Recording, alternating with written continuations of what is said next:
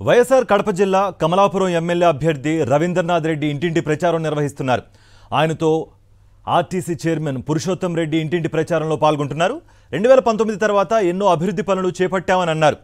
రైతులకు నీటి కష్టాలు తప్పాయని మరింత అండగా ఉంటామని అన్నారు. కమలాపురం ఎమ్మెల్యే అభ్యర్థి రవీంద్రనాథ్ రెడ్డితో మా ప్రతినిధి Sushmita face to face. MLA P Ravindranath Reddy garu ఉన్నారు. సార్ చెప్పండి, ప్రచారం ఇంటింటా చేస్తూ ఉన్నారు, చాలా భారీ రెస్పాన్స్ కూడా ఇక్కడ లభిస్తూ ఉంది. మరి ప్రజలు ఏమంటున్నారు సార్? ప్రజలందరూ కూడా చాలా సానుకూలంగా స్పందిస్తున్నారు. ఎందుకంటే ఈ 5 ఏళ్ల పరిపాలన గీట్రాయి జగన్మోహన్ రెడ్డి గారి పరిపాలన ఎలా ఉంది అనే దానికి తార్కాణం ఇదే అనమాట. సో ప్రజలందరూ కూడా జగన్మోహన్ రెడ్డి గారిని ఒక అన్నగా, ఒక తమ్ముడిగా, ఒక కొడుకుగా అప్పుడు ఎలా భావించారో సో అదే రిపీట్ అవుతుంది అనమాట. ఇప్పుడు మళ్ళీ కూడా అట్లనే భావిస్తున్నారు. అంటే మా కడప జిల్లానే కాకుండా కమలాపురం నియోజకవర్గం కూడా నిజంగా కూడా చాలా దారుణమైన పరిస్థితి ముందంతా కూడా. ఎందుకంటే వర్షాలపైన ఆధారపడిన పంటలు పండించుకునే పరిస్థితి ఉంటుంది.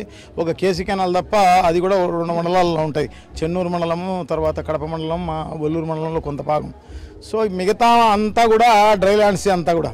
సో అవన్నీ కూడా సాగులోకి తీసుకురావాలని గతంలోనే వైఎస్ రాజశేఖర రెడ్డి గారు ఆయన ఉన్నప్పుడే, ఆయన ప్రభుత్వంలో ఉన్నప్పుడే జిఎన్ఎస్ఎస్ ద్వారా, అంటే గాలేరు నగరి సజల స్రవంతి ద్వారా ఇక్కడ నీళ్ళు ఇవ్వాలి అని చెప్పేసి అనుకోవడం జరిగింది. అది కూడా ఒక అద్భుతం అమ్మ. ఎందుకంటే ఈ గాలేరు నగరి సజల స్రవంతి అనేది 3 జిల్లాలకు సంబంధించింది. కర్నూలు జిల్లా, కడప జిల్లా, చిత్తూరు జిల్లా. ఈ 3 జిల్లాలంతా కలిపిన 2,75,000 ఎకరాలు సాగులేకి వస్తుంది ఆ స్కీమ్ ద్వారా. సో కానీ మా కమలాపురం నియోజకవర్గానికి నిజంగా 80,000 ఎకరాలు పెట్టడం జరిగింది.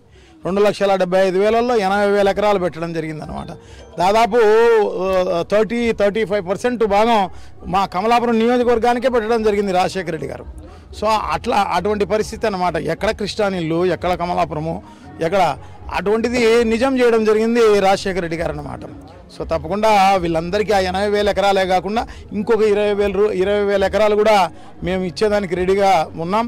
ఈ 5 ఏళ్లలో చేద్దామని అనుకోవడం జరిగింది. కానీ కరోనా వల్ల కొంత బడ్జెట్ సహకరించని వల్ల కొంచెం డిలే అయిపోయింది. సో ల్యాండ్ ఎక్విజిషన్ అంతా కూడా పూర్తి అయిపోయే కార్యక్రమం జరుగుతోంది. ఈ కార్యక్రమాలు ఇంకా ఎన్నో చేయాల్సిన అవసరం ఉన్నాయి. సో అవన్నీ కూడా పూర్తి చేస్తామని చెప్పేసి నేనైతే గట్టిగా భావిస్తాను. రాముతో సుష్మిత, సాక్షి టీవీ, కడప నుంచి.